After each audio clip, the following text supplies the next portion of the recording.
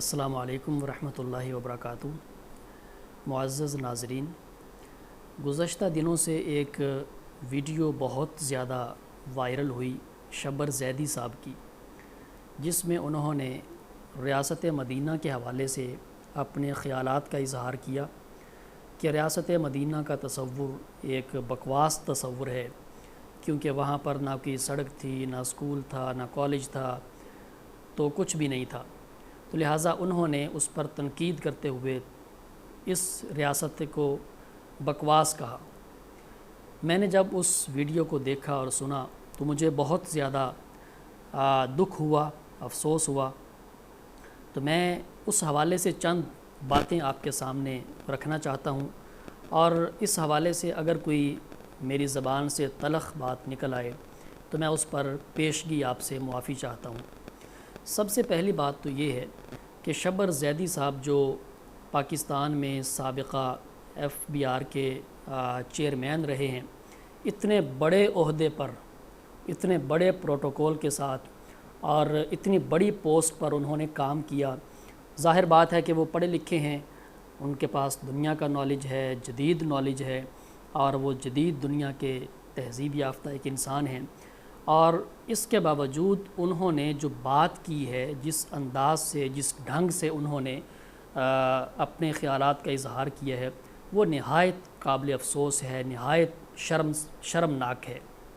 یعنی آپ کو اگر اختلاف ہے ریاست مدینہ سے تو آپ اچھے انداز سے، کسی سلیقے کے ساتھ، کسی علمی انداز سے آپ اس پر تنقید کریں کہ ریاست مدینہ کا تصور جو ہے، میرا اس پر یہ اعتراض ہے۔ تو یہ جو گفتگو کا سلیقہ اور ان کا طریقہ ہے، یہ کسی بھی طرح کسی پڑھے لکھے انسان کا نہیں ہے، بلکہ یہ تو ایک بڑا عامی اور ایک بازاری سا طریقہ ہے۔ تو بہرکیف یہ ایک افسوسناک بات ہے کہ اتنے بڑے عہدے پر فائز ہونے کے باوجود انہیں اختلاف کرنے کا اور کسی کے ساتھ علمی بات کرنے کا طریقہ اور سلیقہ نہیں ہے۔ دوسری بات یہ ہے کہ جب تک وہ یہاں پر رہے، اس عہدے پر فائز رہے، عمران خان صاحب ریاست مدینہ کا نعرہ لگاتے رہے، ان کی نیت جو بھی تھی وہ اس میں کامیاب ہوئے یا نہیں، ہم اس پر بات نہیں کر رہے۔ ہم شبر زیدی کے اس الفاظ پر بات کر رہے ہیں کہ جو انہوں نے ریاست مدینہ کے حوالے سے کہے ہیں۔ تو جب تک وہ یہاں پر کام کرتے رہے عمران خان کی گورنمنٹ میں، تو اس وقت تک وہ خاموش رہے، تنخواہ لیتے رہے، نوکری کرتے رہے اور پروٹوکول لیتے رہے، سارا کچھ وہ کرتے رہے۔ لیکن جو ہی حکومت ختم ہوئی اور وہ یہاں سے گئے تو انہوں نے اپنے خیالات کا اظہار اس طریقے سے کرنا شروع کر دیا۔ تو گویا کہ ان کے اندر پہلے سے ہی یہ خیالات موجود تھے کہ وہ ریاست مدینہ کے تصور کو نہیں مانتے، ریاست مدینہ کا تصور ان کے نزدیک ایک فضول اور بکواس تصور ہے۔ تو لیکن چونکہ وہ عمران خان کی نوکری کر رہے تھے اور تنخواہ لے رہے تھے، پروٹوکول لے رہے تھے، تو انہوں نے اس نوکری اور تنخواہ اور پروٹوکول کی خاطر اپنی زبان بند کی رکھی اور ان ساری چیزوں کو انجوائے کیا۔ اب جو ہی یہ ساری چیزیں ختم ہوئیں تو انہیں اچانک یاد آ گیا کہ مجھے یہ بات کرنی چاہیے تھی۔ تو بہرکیف یہ ایک منافقانہ رویہ ہے، یہ کسی بھی طرح کسی ایک محقق اور کسی اسکالر اور کسی پڑھے لکھے انسان کا رویہ نہیں ہے کہ جو چند پیسوں کی خاطر، چند ٹکوں کی خاطر اور ایک عہدے کی خاطر یا پروٹوکول کی خاطر اپنی زبان بند رکھتا ہے، اپنے ضمیر کو دباتا ہے، اپنے خیالات کو دباتا ہے، اور جو ہی وہ ختم ہوتا ہے تو پھر وہ اپنے اسے فوراً وہ ساری باتیں یاد آنا شروع ہو جاتی ہیں۔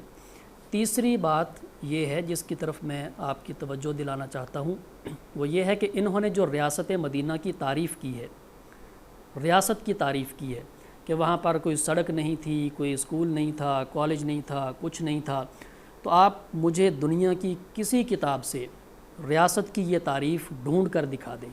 یہ کہاں تعریف لکھی ہوئی ہے؟ کس نے یہ تعریف کی ہے؟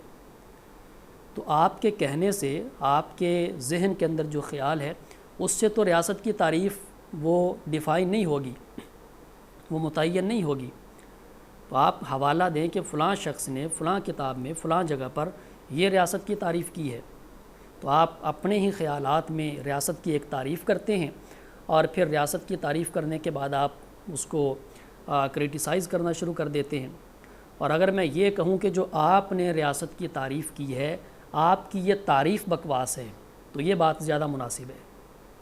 میں پیشگی اپنے ان سخت الفاظ پر معذرت کر چکا ہوں، لیکن بہرکیف یہ ایک انتہائی دکھ کی بات ہے، دل خراش اور افسوسناک یہ بات ہے۔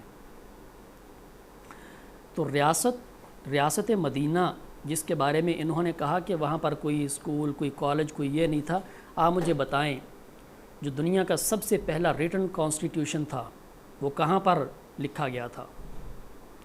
وہ اسی ریاست مدینہ کے بانی حضرت محمد الرسول اللہ صلی اللہ علیہ وسلم نے دنیا کو سب سے پہلا تحریری آئین آپ نے دیا ہے۔ وہ آئین کہاں پہ نافذ ہوا تھا؟ کیا وہ ہوا میں نافذ ہونا تھا یا جانوروں پر نافذ ہونا تھا؟ تو وہاں پر باقاعدہ ایک معاشرہ تھا، آبادی تھی اور پورا ایک اس کا ڈھانچہ تھا جن کے لیے وہ ریٹن کانسٹیٹیوشن بنایا گیا۔